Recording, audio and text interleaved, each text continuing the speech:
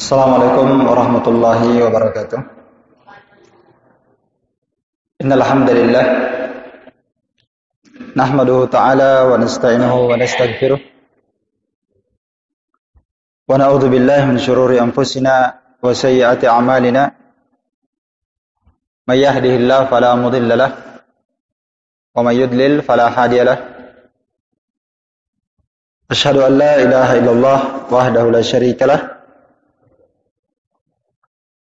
wa asyhadu anna Muhammadan abduhu wa rasuluh.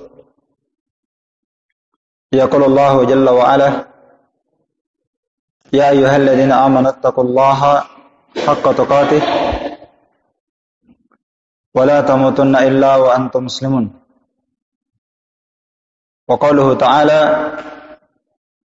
ya ayyuhalladzina amanu taqullaha wa qulu qawlan sadida yuslih lakum a'malakum wa yaghfir lakum dhunubakum wa may yuti'illaha wa rasulahu faqad faza fawzan 'azima. Ikhwani fid din, a'azzani Allah wa iyyakum, rahimani wa rahimakumullah jami'an. Insyaallah taala kita lanjutkan kembali kajian kita membahas kitab sifat salat Nabi, tata cara salat Nabi sallallahu alaihi wasallam. Pada perjumpaan yang telah berlalu, kita telah menjelaskan tentang istiqbalul Ka'bah, tentang menghadap kiblat, ya, tentang menghadap kiblat. Telah kita jelaskan bahwa menghadap kiblat termasuk dari rukun salat. Tidak akan syah kecuali dengan menghadap kiblat, ya. Para ulama kita menyebutkan bahwa menghadap kiblat adalah rukun salat dan digugurkan menghadap kiblat pada beberapa kondisi keadaan. Yani tidak wajib menghadap kiblat di beberapa kondisi ini. Dan insyaallah kita akan sebutkan nanti masing-masing dalil dari hal tersebut. Yang pertama adalah anil maharib fi salatil khauf wal qitalis syadid. Yang pertama ketika terjadi peperangan, ya, dan ini terjadi pada salatul khauf yang dikenal dalam hadis salatul khauf, salat karena takut, ya, salat karena takut. Atau karena terjadi al-qitalus syadid, terjadi peperangan yang sangat dahsyat. Maka di kondisi seperti ini gugur kewajiban menghadap kiblat. Karena itu diterangkan dalam hadis tentang salatul khauf dan tentang peperangan yang dahsyat itu, Nabi SAW bersabda, rijalan qiyaman ala aqdamihim aw rukbanan mustaqbilil qibla aw ghair mustaqbiliha. Tetap dia seorang yang salat di kondisi seperti ini, ketika dia sedang sangat takut sekali, sangat takut, walaupun bukan peperangan, dia khawatir dan takut. Atau di kondisi peperangan, kata Nabi, seorang salat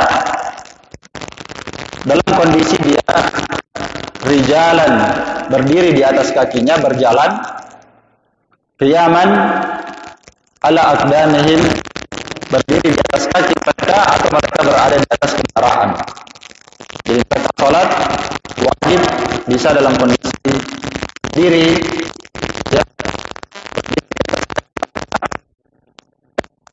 kendaraan mereka, mesti baik menghadap kiblat, mesti tidak menghadap keringanan, gugur kewajiban menghadap kiblat ketika dalam kondisi takut. Dan tentunya seorang yang takut ini bukan hanya karena berperang ya. Kalau berperang jelas takut pada, misalnya khawatir pada musuh. Musuh ada di belakang kita. Kalau kita menghadap kiblat, maka kita tidak akan tenang salat karena kita khawatir akan dibunuh dari belakang. Maka tidak apa-apa seorang ke timur, menghadap ke belakang, di belakangnya kiblat. Ya.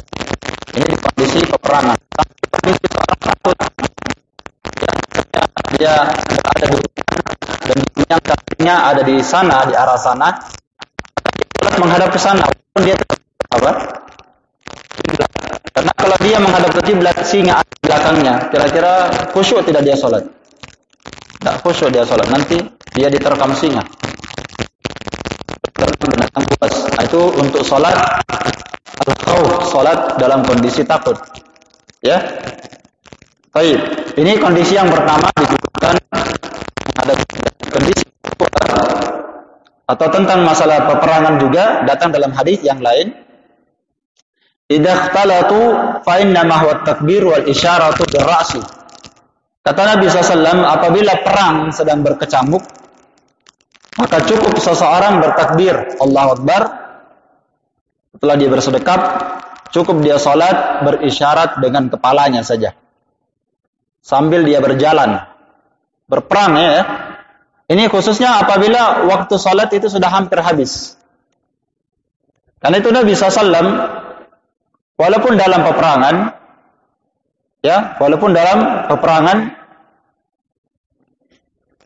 tetap Nabi SAW, bahkan Nabi dan Rasul sebelumnya, mereka itu menjaga waktu salat. Mereka tidak meninggalkan salat dan tidak pula mengakhirkan waktu salat. Walaupun di kondisi apa? Berjihad atau berperang di jalan Allah Subhanahu wa taala.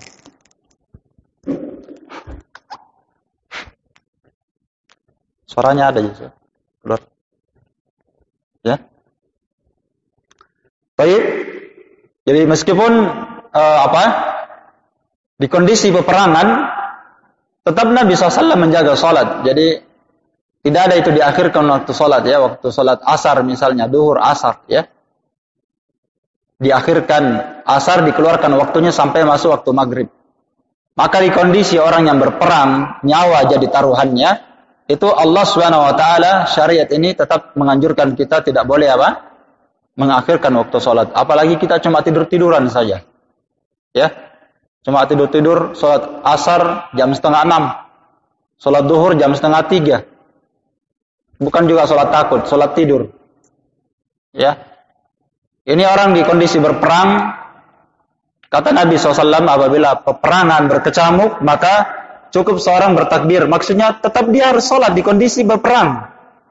Tetap dia salat di kondisi dia takut yang sangat. Tetap dia salat, cukup kata Nabi dia bertakbir, Allahu Akbar, bersedekap, kemudian kepalanya berisyarat, sekarang dia baca Al-Fatihah, sekarang dia ruku, sekarang dia sujud. Tidak bisa dia sujud. Perasaannya saja dia sedang salat, kepalanya berisyarat, sekarang dia ruku, kepalanya tetap berdiri seperti ini. Berisyarat dengan kepala, ruku sekarang sujud, sekarang baca tasyahud misalnya. Baik. Dalil yang lain, Nabi SAW juga bersabda, "Ma bainal masyriq wal maghrib qiblah." Di dalam salat al-khawfus syadid, di dalam salat yang dia khawatir dan dia takut, kata Nabi SAW, antara timur dan barat itu adalah kiblat baginya. Ya. Nah, ini kalau di tempat Nabi SAW, kalau menghadap ke timur dan ke barat, itu kalau kita menghadap ke utara dan selatan. Ya. Karena Nabi SAW kiblatnya bukan di arah barat seperti kita. Dipaham ya? Jadi kiblatnya Nabi SAW itu kalau kondisi kita itu menghadap ke selatan dan utara, itu kiblatnya negeri Madinah. Kalau kita di sini, kiblat kita di mana? Barat, sedangkan di timur belakangnya kiblat. Ya, makanya ada hadis Abu Ayyub Al-Ansari riwayat Bukhari dan Muslim. Kata Nabi SAW, janganlah kalian membuang hajat, ya. La tastaqbilul qibla wa la tastadbiruha. Jangan kalian menghadap kiblat dan jangan kalian membelakangi kiblat, kata Nabi. Tapi menghadaplah kalian ke barat dan menghadaplah kalian ke timur. Nah, itu hadis Nabi SAW. Kalau kita menghadap ke barat, justru kita menghadap ke mana? Ya, justru kita menghadap ke kiblat. Kalau kita menghadap ke timur, berarti kita belakangi kiblat. Kata Nabi, jangan kalian buang hajat, menghadap kiblat dan membelakangi kiblat. Tapi menghadaplah kalian ke timur dan kemana? Ke barat. Itu untuk negeri apa? Madinah. Berarti dia menghadap ke utara atau apa? Selatan.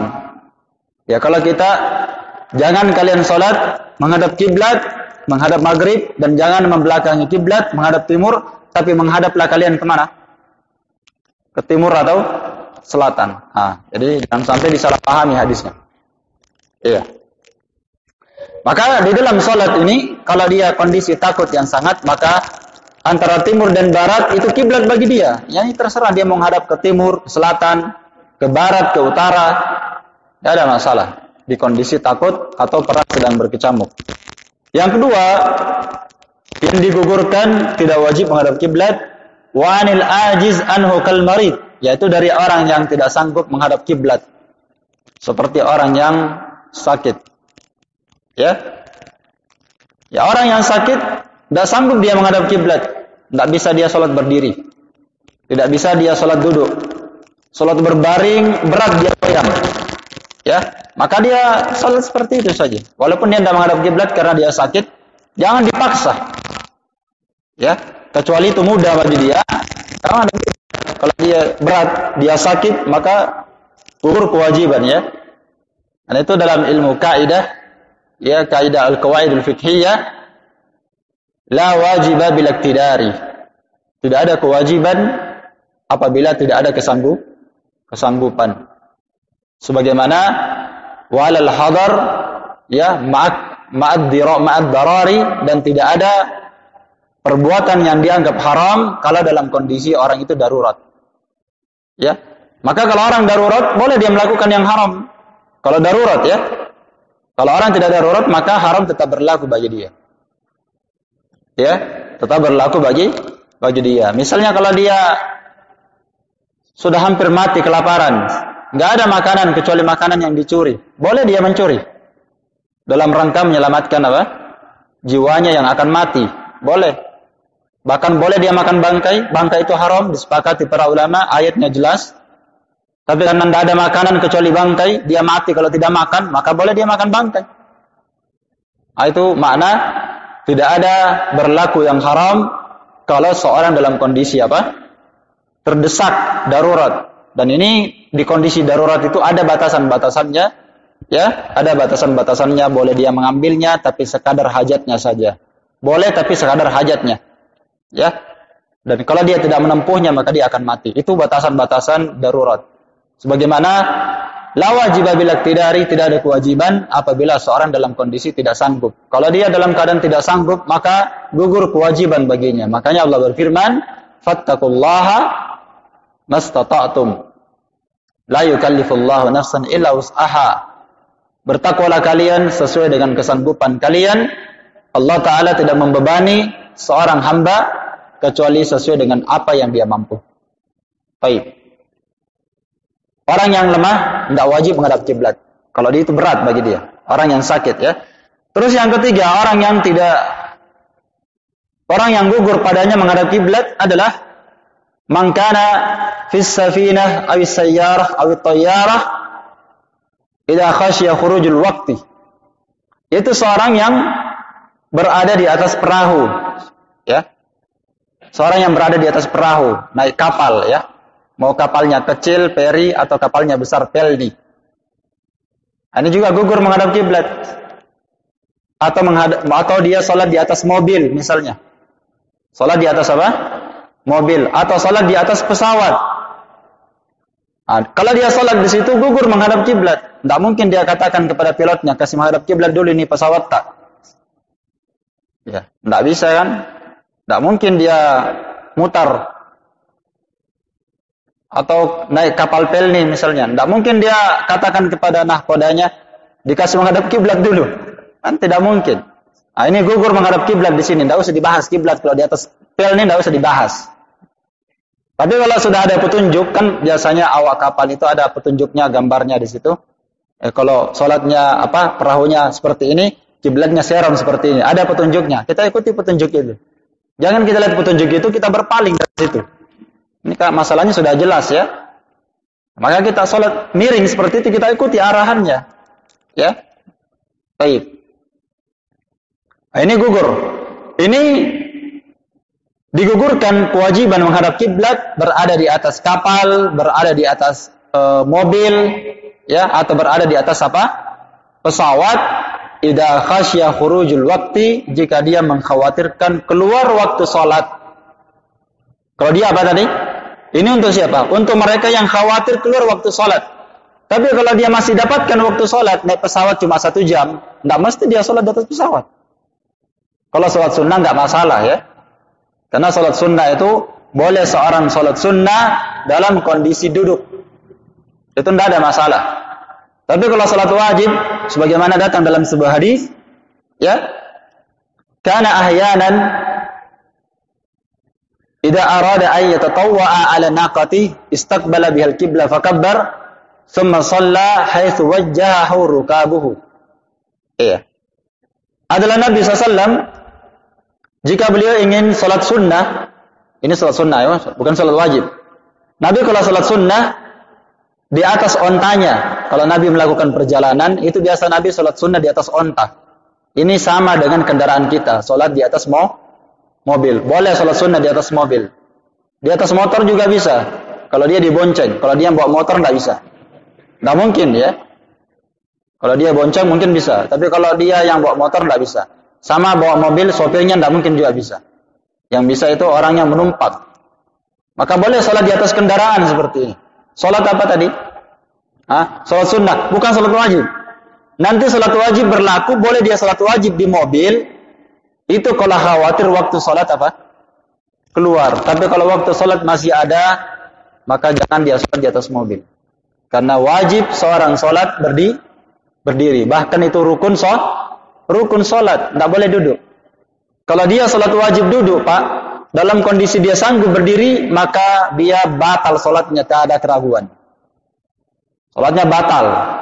Karena berdiri itu hukumnya rukun salat. Tidak boleh dia salat duduk. Kalau salat sunnah bisa. Ya, seperti hadisnya ini sangat banyak seperti ini. Nabi SAW salat sunnah di atas ontanya, ya. Kemudian Nabi memperhadapkan ontanya ini menghadap ke kiblat. Lalu Nabi bertakbir. Setelah itu Nabi SAW salat, terserah ontanya nanti menghadap kemana, terserah. Ya, terserah ontanya menghadap kemana. Ini untuk jenis kendaraan semisal dengan onta. Bisa dihadapkan ke kiblat dulu. Padang pasir misalnya. Ya, ontanya dihadapkan ke kiblat dulu bisa. Nanti setelah itu Nabi SAW terserah ontanya mau menghadap kemana. Ini untuk onta ya, bukan motor. Kalau motor tentunya tidak bisa ya seperti ini. Kalau motor mau dikasih hadap ke kiblat, jangan sampai dia masuk lorong atau masuk parit. Ya tidak bisa. Jadi kalau mobil sama juga seperti itu. Tidak bisa dihadapkan ke kiblat seperti onta ya, diatur ya. Iya. Kalau onta kan tidak ada kaca spionnya. Terserah menghadap kemana bisa. Kalau mobil tidak mungkin. Ya. Nah ini untuk salat sunnah. Terus gimana Nabi SAW salat wajib?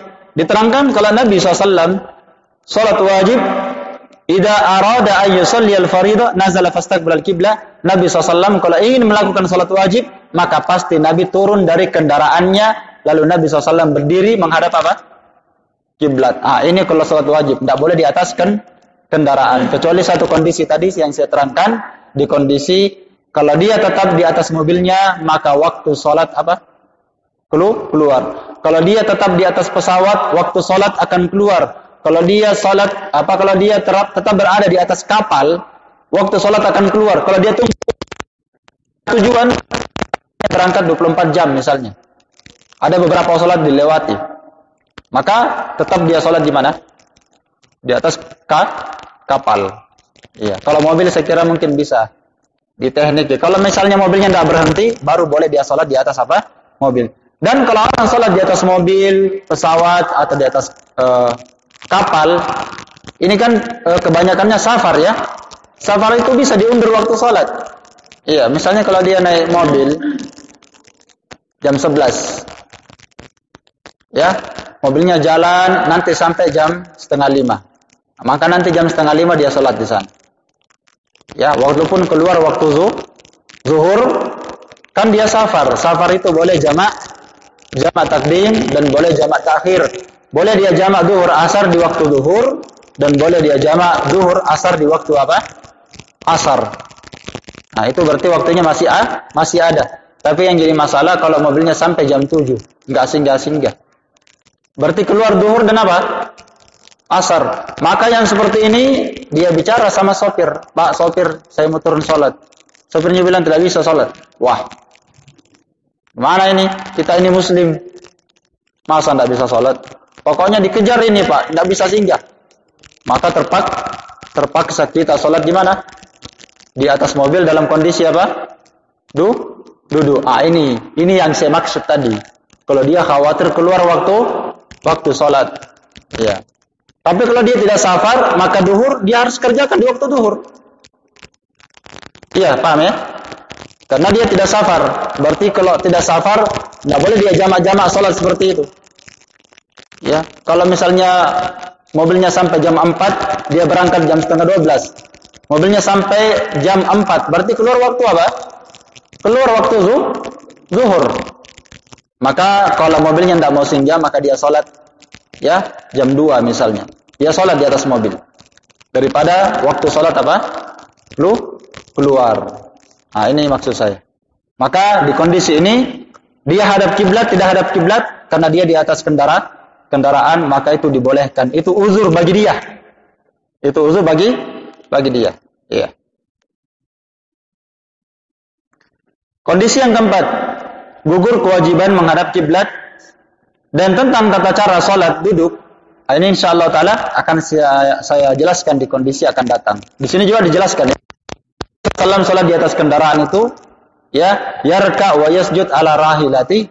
Nabi ruku dan sujud di atas kendaraannya ima'an bi ra'sihi, berisyarat dengan kepala saja. Nabi menjadikan sujudnya lebih rendah tunduknya dibandingkan ruku. Jadi misalnya seperti ini. Setelah baca Al-Fatihah, baca surah misalnya ya, normal seperti sunnah biasa. Selalu wajib ya. Setelah Allahu Akbar, Sami Allahu liman hamidah. Nah, sujudnya lebih rendah dibanding apa? Rukunya. Ya. Ya perasaannya sekarang dia sedang berdiri. Walaupun duduk, berdiri, baca Al-Fatihah lagi. Rakaat kedua seperti itu. Terakhir dia apa? Tasyahhud salam, selesai. Iya. Kondisi yang keempat, gugur kewajiban menghadap kiblat. Ya. Man kana yusalli nafilatan aw witran. Yaitu seorang yang melakukan salat sunnah ya. Baik salat sunnah apa saja termasuk witir ya. Dan dia berada di atas kendaraannya. Nah, ini hadisnya tadi sudah saya bacakan ya. Dan dia berada di atas kendaraannya. Baik itu mobil atau yang semisalnya. Iya. Dan kalau dia sanggup menghadapkan kiblat dulu, maka dihadapkan kiblat dulu. Ini hadisnya tadi sudah ya. Jadi kesimpulannya berapa? 4. Yang pertama, gugur menghadap kiblat ketika terjadi peperangan atau di kondisi salat takut, salat khauf. Yang kedua, gugur kewajiban menghadap kiblat bagi orang yang sakit. Kemudian yang ketiga, itu seorang yang berada di atas perahu, mobil, pesawat, dan dia khawatir waktunya keluar. Kondisi yang keempat, boleh dia salat sunnah ya di atas kendaraannya menghadap kiblat atau tidak, itu diperbolehkan. Walaupun kalau sanggup dihadapkan ke kiblat dulu, dihadapkan ke kiblat. Kalau tidak sanggup, maka tidak masalah. Jelas? Baik. Kemudian satu lagi pembahasan sebelum kita berpindah kepada rukun yang kedua, itu tentang hukum salat tidak menghadap kiblat karena dia tidak tahu, dia keliru, atau dia salah. Jadi dia salat, ternyata setelah salat dia menghadap ke selatan. Kan biasa terjadi seperti ini. Kita pergi ke kampung, kita pergi safar. Perasaan kita ini hadap kiblat ini. Nah, ternyata dia menghadap ke selatan, menghadap ke utara ya. Atau mungkin dia belakangnya kiblat misalnya. Gimana orang yang sholat seperti ini dalam kondisi dia tidak tahu? Maka dilihat kondisinya. Kalau dia sudah dia berusaha bertanya, cari tahu. Lalu ternyata dia salah, maka insyaallah taala salatnya syah, tidak perlu diulang. Ini berdasarkan kisah Jabir, ya diterangkan dalam hadits Ad-Darqutni dan Imamul Hakim, Al-Baihaqi juga. Kata Jabir, kunna ma'a Rasulullah SAW fi masiratin aw sariyah. Kami bersama Nabi SAW sebuah perjalanan atau bersama dengan sariyah. Sariyah itu istilah pasukan tempur ya, pasukan perang. Iya. Biasa dikenal dengan sariyah, biasa dikenal dengan ghazwu, ya. Ghazwu. Ya, pasukan perang, pasukan tempur. Kalau orang Indonesia bilang satu kompi, ya, satu batalion. Ya, istilah ya. Ya. Satu kompi 100 orang, satu batalion lebih banyak, ya. Dan ada namanya satu pelaton 30 orang, satu kompi 100 orang, satu batalion itu sampai 1000 orang. Ya, ada sedikit pengalaman. Karena kita tinggal di asrama tentara dulu waktu kecil. Karena keluarga banyak tentara. Fa'asabna ghaimun. Kata sahabat Jabir, kami bersama Nabi bersama dengan pasukan perang. Bersama Nabi. Lalu kami ditimpa apa? Ghaim. Ghaim ini awan yang gelap. Ya, awan yang gelap menyebabkan mereka tidak bisa melihat apa? Kiblat. Karena kiblat itu bisa ditahu dengan melihat apa? Matahari. Matahari kalau terbit di mana? Ya pasti di timur kalau kita ya. Terbenam di mana? Di barat. Ya. Maka mereka ditimpa gelap. Fataharraina, maka kami pun masing-masing mencari kiblat. Iya. Mereka banyak orang ya. Masing-masing mencari kiblat. Waqtalafna fil kiblah, bahkan kami berselisih tentang arah kiblat. Ada yang berkata menghadap ke sana. Bukan, menghadap ke sini. Ada yang saling membelakangi. Pokoknya mereka salat ya, fa shalla kullu rajulin minna ala hidatin. Masing-masing di antara kami salat menghadap ke tempat dan ke arah sesuai dengan apa yang dia sangka itu kiblat. Dan mereka masing-masing buat garis. Ya, mereka buat garis. Artinya untuk menandai bahwa kami salat menghadap ke situ. Jadi ada salat menghadap ke sana, dia buat garis. Ada salat menghadap ke sana, dia buat garis. Karena ini gelap. Ya, apalagi di zaman dulu ya, lampu itu belum ada. Gelap, gulita. Ya. Faja'ala ahaduna yakhuttu baina yadayhi, maka kami pun membuat garis di depan kami ya untuk mengetahui tempat kami berdiri salat. Maka tatkala kami mendapati waktu pagi, nadharnahu, kami melihat garis-garis itu, ternyata kami salat tidak ada yang menghadap kiblat. Enggak menghadap kiblat dia salat. Dia sudah bertahari ya. Ini bertahari artinya dia sudah cari tahu menghadap kiblat, berusaha. Fadzakarna dzalika lin-nabi sallallahu alaihi wasallam. Maka kami ceritakan hal ini kepada Nabi, falam ya'murna bil i'adah, dan Nabi tidak perintahkan kami ulang salatnya. Sudah syah. Kenapa sudah syah? Karena dia sudah berusaha. Yang jadi masalah itu dia tidak berusaha. Langsung saja salat. Nah, ini masalah, dia tidak punya usaha cari kiblat. Langsung dia salat, padahal menghadap kiblat asalnya apa? Rukun salat. Ya, kata Nabi SAW, qad ajza'at salatukum, sungguh salat kalian, kata Nabi itu sudah syah. Sudah cukup. Ya. Jadi siapa yang sudah berusaha menghadap kiblat, dia sudah cari tahu menghadap kiblat, maka insyaallah taala salatnya itu sudah syah. Apalagi di zaman sekarang ini lebih berkembang lagi ya, ada aplikasi ya. Masing-masing kita punya HP kan? Ada aplikasi menghadap kiblat. Nah, dipakai itu aplikasi kita. Tapi kalau ada orang yang lebih bagus. Orang itu juga kan bisa ditanya ya. Ya, bisa jadi apa? Dalil. Ditanya dia, di mana menghadap kiblat di sini? Nah, menghadap sana gitu. Wah, bagus. Nah, itu sudah cukup. Karena orang situ sudah tahu kan menghadap kiblat di mana. Baik.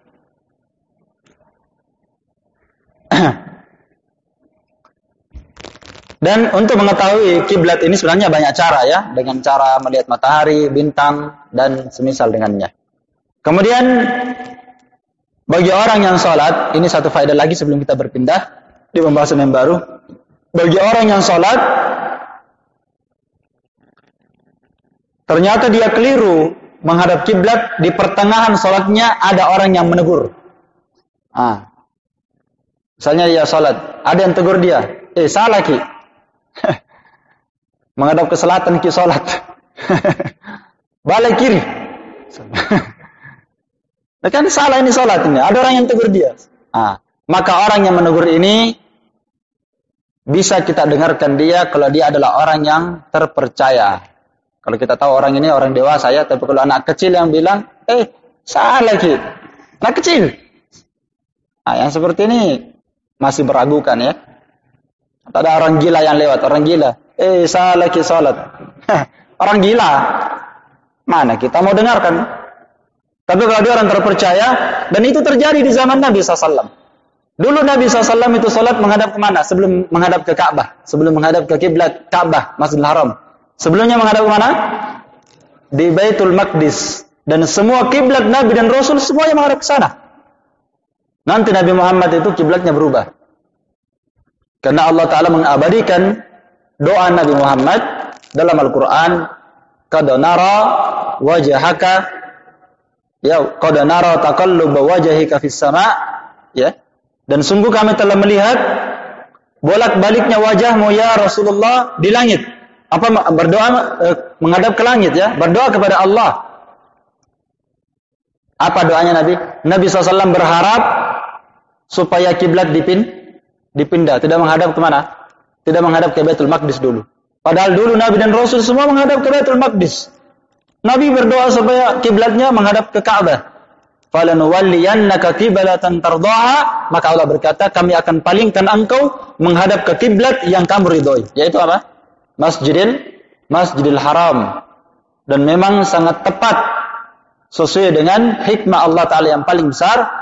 Memang Masjidil Haram adalah tempat yang paling terbaik seorang menghadap kepadanya. Karena sholat di situ tidak ada yang mengalahkan keutamaannya.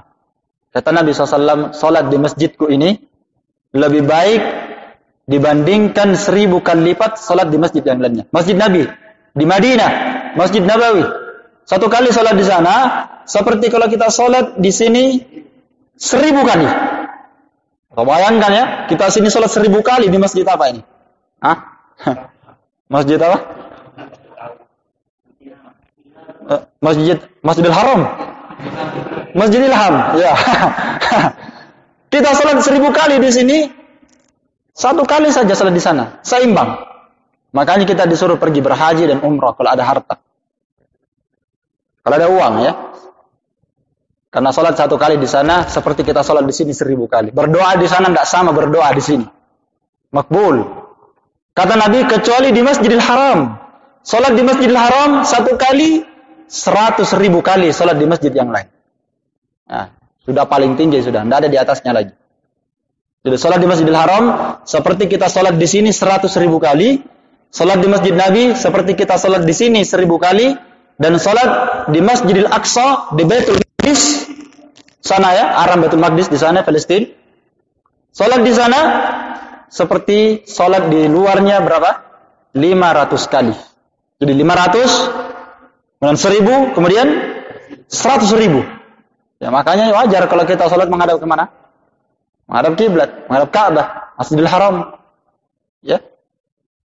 Maka ketika turun ayat ini kan berarti sudah berubah apa? Berubah kiblat. Orang yang sholat di Kuba, Masjid Kuba, mereka di sana sholat.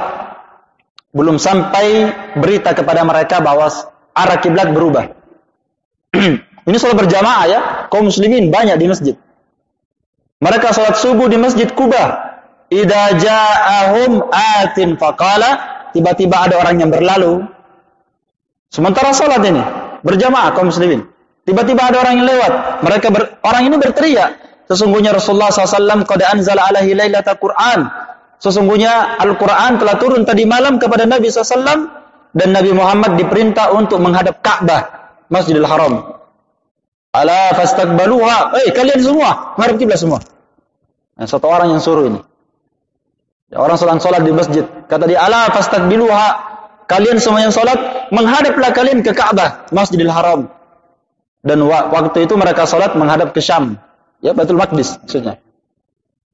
Fastadaru, satu masjid berputar. Ya, satu masjid langsung berputar. Ya, imamnya dan makmumnya semua langsung menghadap ke mana? Ke Ka'bah. Nah, ini dalil contoh yang saya jelaskan tadi. Kalau kita salat, ada orang tegur kita, salah salat tak? Kalau terpercaya ya, insyaallah bisa diterima. Ya. Jadi kita tidak apa-apa sementara salat kita berpaling ke kiri atau berpaling ke kanan. Ya, kalau malah lebih bagus, kalau ini kalau tidak memungkinkan kita bertanya ya, kalau memungkinkan kita bertanya ya kita bertanya kepada orang di situ.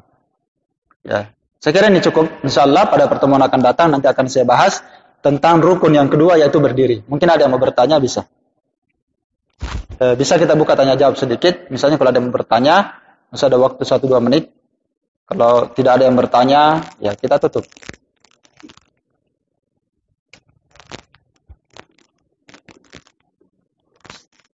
Gak ada ya? Jadi saya kira ini cukup. Wallahu a'lam bishawab. Ya, insyaallah. Ya. Bisa. Tidak apa-apa juga kalau mau bertanya, halal.